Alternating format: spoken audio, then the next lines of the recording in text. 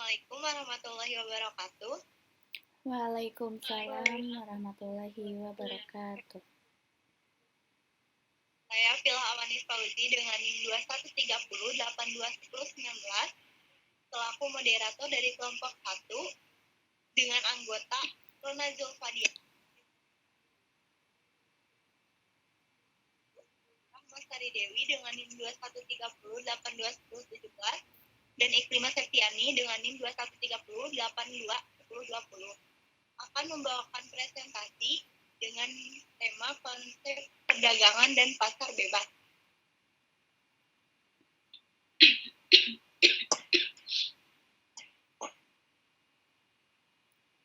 Lanjut.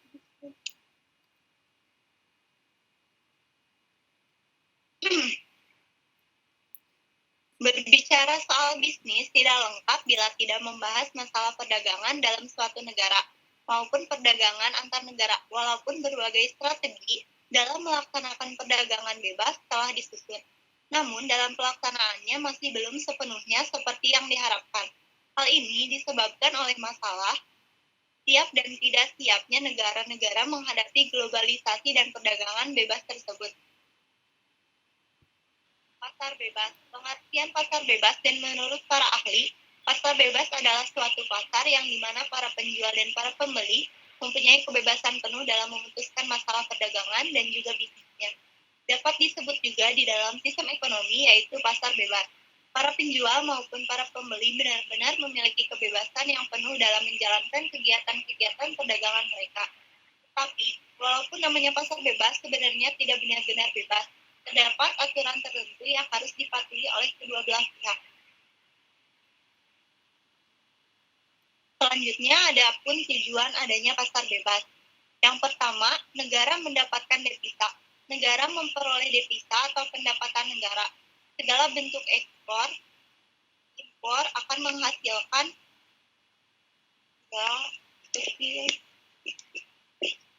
Kenapa? Adapun tujuan pasar bebas, negara mendapatkan devisa, negara bentar. Adapun tujuan adanya pasar bebas, negara memperoleh. Adapun tujuan adanya pasar bebas, yang pertama, negara mendapatkan devisa, negara memperoleh devisa atau pendapatan negara. Segala bentuk ekspor impor akan menghasilkan pendapatan negara yang tentu saja menguntungkan dari masing-masing negara. Yang kedua, meningkatkan perekonomian negara. Entah disadari atau tidak, tujuan dari pasar bebas adalah meningkatkan perekonomian negara itu sendiri. Pasalnya, setiap terjadi ekspor impor, jangkauan pasar mereka pun juga akan luas. Yang ketiga, memenuhi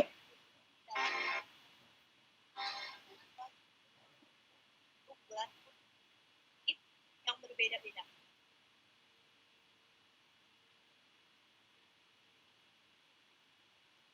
Yang keempat, memperoleh keuntungan secara internal dan eksternal.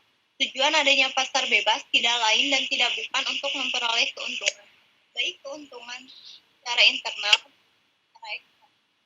Keuntungan internal adalah upaya untuk memperoleh keuntungan dari pihak perusahaan, sementara keuntungan eksternal adalah keuntungan yang akan diperoleh negara.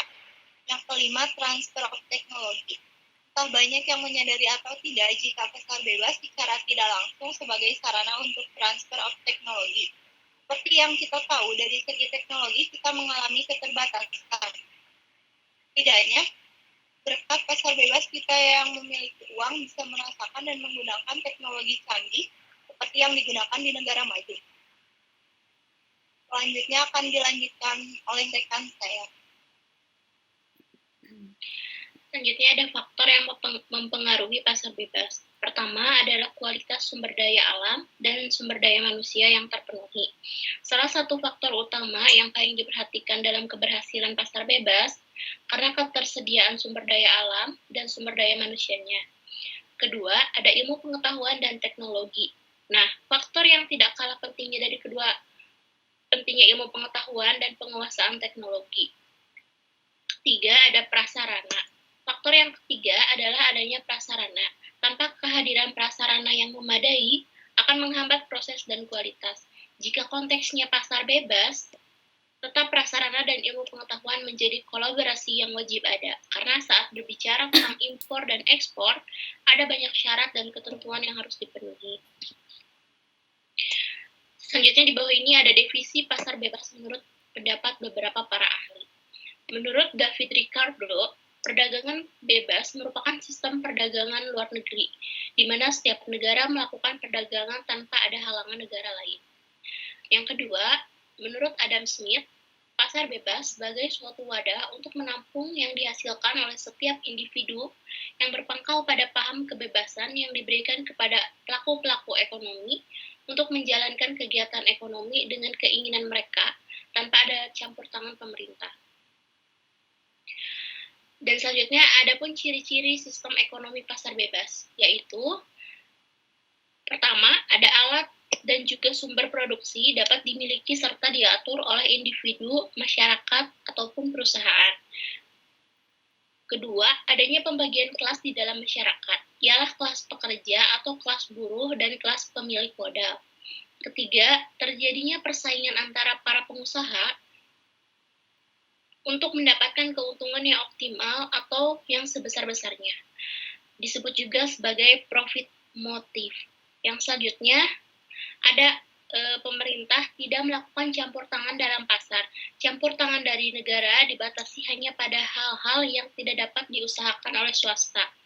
Tapi menjadi syarat terselenggaranya pasar bebas seperti misalnya keamanan negara. Selanjutnya, kelebihan dan kelemahan akan dijelaskan oleh rekan saya, Rona Zulfa. Kepadanya dipersilakan. Baik, selanjutnya, adapun kelebihan dan kelemahan sistem ekonomi pasar bebas, yaitu yang pertama, kelebihannya. Yang satu, setiap individu bebas mempunyai kekayaan serta sumber daya produksi. Yang kedua, inisiatif dan juga kreativitas masyarakat bisa dikembangkan. Yang ketiga, terjadinya persaingan di antara produsen untuk menghasilkan produk yang berkualitas. Yang keempat, efisiensi dan efektivitas yang tinggi sebab tindakannya selalu didasarkan pada prinsip ekonomi. Lalu selanjutnya, ada kelemahan sistem ekonomi pasar bebas. Di antaranya yaitu, yang pertama, adanya eksploitasi terhadap masyarakat yang ekonominya lemah oleh pihak yang ekonominya kuat. Yang kedua, dapat menimbulkan terjadinya monopoli sehingga dapat merugikan masyarakat. Yang ketiga, dapat munculnya kesenjangan ekonomi di antara golongan ekonomi kuat dengan golongan ekonomi yang lemah. Dan yang keempat, dapat dengan mudah menimbulkan perekonomian yang tidak stabil. Lalu selanjutnya ada mengenai globalisasi ekonomi. Globalisasi ekonomi dapat didefinisikan sebagai suatu kehidupan ekonomi secara global dan terbuka, tanpa mengenal batasan teritorial atau kewilayahan antara negara satu sama lain. Sisi kegiatan investasi perdagangan dan bergerak menuju liberalisasi perdagangan dan investasi dunia secara keseluruhan. Globalisasi ekonomi erat kaitannya dengan perdagangan bebas. Free trade atau perdagangan bebas berusaha menciptakan kawasan perdagangan yang makin luas dan menghilangkan hambatan-hambatan tidak lancarnya perdagangan internasional. Pengertian globalisasi ekonomi merupakan suatu proses aktivitas ekonomi dan perdagangan di mana berbagai negara di seluruh dunia menjadi kekuatan pasar yang satu dan semakin terintegrasi tanpa hambatan atau batasan teritorial negara. Globalisasi perekonomian ini berarti adanya keharusan penghapusan seluruh batasan dan hambatan terhadap arus barang, jasa, serta modal.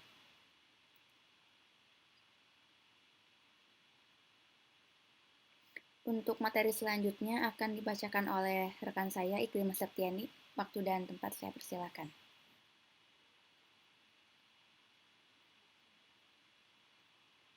Selanjutnya ada dampak positif dan negatif globalisasi ekonomi.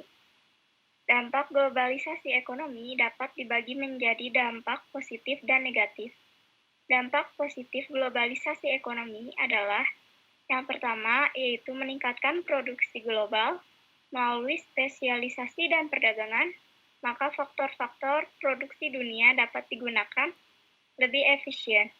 Output dunia kian bertambah dan masyarakat akan mendapatkan keuntungan dalam bentuk pendapatan yang meningkat.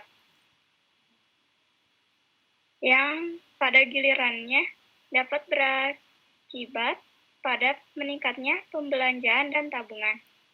Yang kedua, ada meningkatnya kemakmuran pada suatu negara. Perdagangan yang lebih bebas memungkinkan masyarakat berbagai negara lebih banyak mengimpor barang dari luar negeri.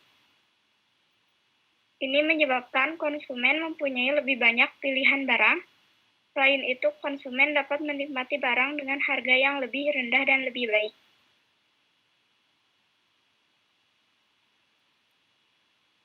Selanjutnya ada meluasnya pasar produk domestik.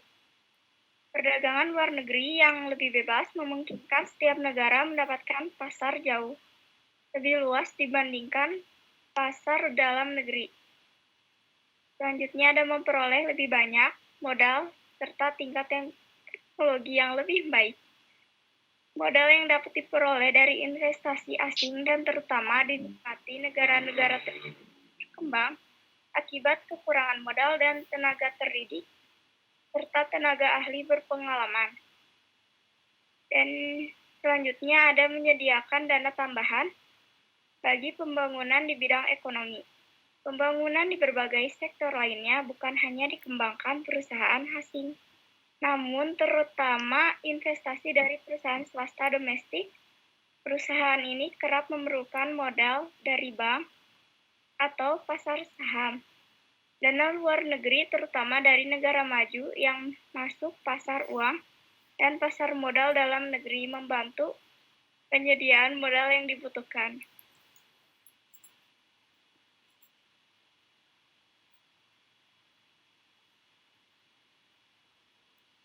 Selanjutnya ada sementara dampak negatif yang ditimbulkan akibat globalisasi ekonomi diantaranya. Yang pertama ada menghambat pertumbuhan di sektor industri. Globalisasi ekonomi menyebabkan negara-negara berkembang tidak bisa lagi memakai tarif tinggi untuk memproteksi industri yang baru berkembang atau infant industry. 2. Memperburuk neraca pembayaran. Globalisasi ekonomi cenderung menaikkan barang-barang impor, sebaliknya jika suatu negara tidak mampu bersaing, maka ekspor tidak akan berkembang. Yang ketiga, sektor keuangan semakin tidak stabil. Arus investasi atau modal portofolio yang semakin besar menjadi salah satu efek dari globalisasi. Yang keempat,